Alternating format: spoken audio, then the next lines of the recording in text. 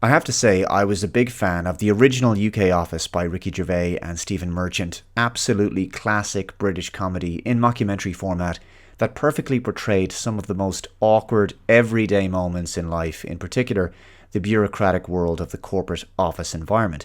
David Brent was the embodiment of the mediocre middle manager with delusions of grandeur that at times bordered on tragic when it wasn't being deliberately uncomfortably cringy.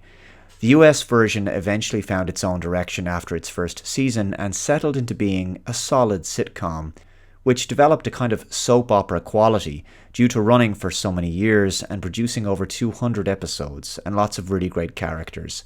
I was a big fan of both versions of The Office. I wasn't one of those people who compared the two. They were both great in their own ways. But that being said, The Office US began to decline during, I'd say, its fifth season. Season 6 was weak, Season 7 picked up a lot, but the final two seasons became increasingly far-fetched, to the point where the show had lost its believability as a grounded, realistic mockumentary. Well, there's talk now of the show being rebooted, something I believe is a huge mistake. There's no way that the UK or US versions of The Office could be made today. Political correctness, outrage culture, and wokeness could make a lot of the series' best jokes simply impossible. And given where Hollywood is right now, I just don't see the series being particularly funny. A lot has changed in the world since the US Office went off the air in 2013, and not for the better. In our hyper-offense-taking modern world, I can't imagine the writers will have the freedom they need to make the show a success. I think an Office reboot series will be nothing like the UK or US versions of the show. Comedies have to be funny fundamentally, and they have to occasionally be a bit offensive, and we all know how stifled comedy has been these past few years. Moreover, The Office had its time. It worked, the story is done, the characters had their respective journeys, and if memory serves, I seem to recall that there was even a crossover between the US and UK versions of The Office when Ricky Gervais' David Brent met Steve Carell's Michael Scott. Another iconic TV sitcom moment. But ultimately, the US Office ran for 9 seasons, which is a very long time for a TV show. Pretty much every permutation of every possible comedic moment in an office workplace situation was done on that show.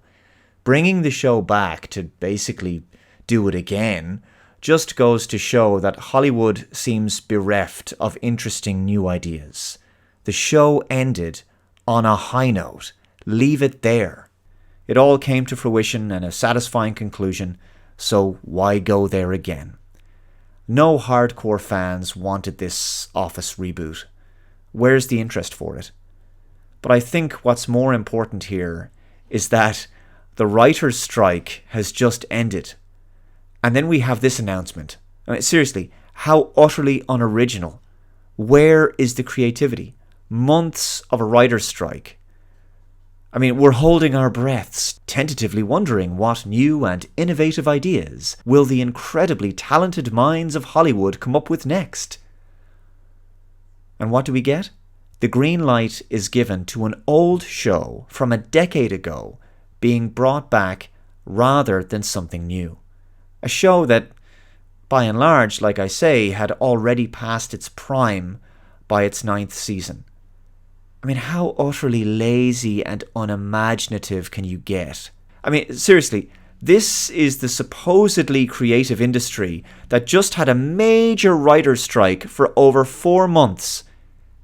And we're getting an old show being reanimated and milked again. Wow.